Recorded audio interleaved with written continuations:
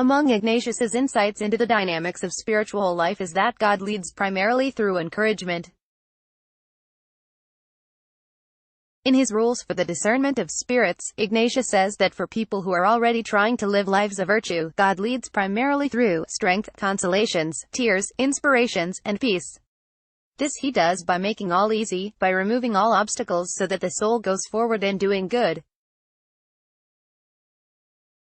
While the good spirit acts differently on souls living from one mortal sin to another, for those attempting to live well, God does not deal with our shortcomings aggressively. Instead, God's action takes place mostly through attraction. God's attention to what is good in us is also a helpful model for us to bring to our relationships to others. For example, we can pay attention to the wonderful little gestures of care that our spouses offer daily, or thank a colleague for good work and not only criticize him when a project has gone wrong. Street. Catherine of Siena uses an image that is harmonious with this Ignatian insight. She writes that a good approach to others in the midst of difficulty is not to confront them with their specific sins, but rather to lovingly and kindly plant the virtues in their place. The Dialogue, ed.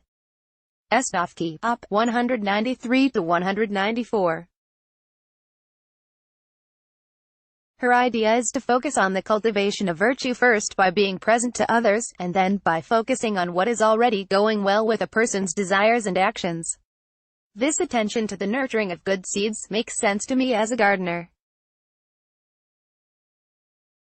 While in late summer, gardening columns advise being vigilant about pulling weeds, I was lately noticing their relative absence in areas of the garden where I've planted hardy perennials over the years.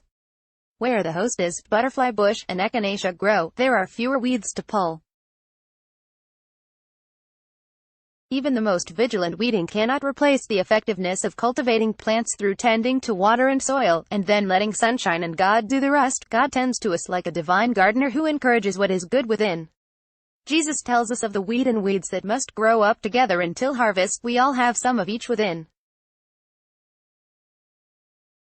Yet Jesus also uses images such as yeast in bread, lilies in the field, and the multiplication of loaves to show God's desire for us is to keep growing us in Christ. We, too, can tend to the complexity and sometimes messiness of ourselves and our relationships by cultivating what is already loving and good rather than just avoiding the bad. Then we may find that as we tend to the growth of love, there is less and less room for the weeds. Image by Bruce Marlin under Creative Commons license. Previous article on the front lines of faith. Next article. Paris and the Magus. Marina McCoy is an associate professor of philosophy at Boston College, where she teaches philosophy and in the BC Pulse Service Learning Program.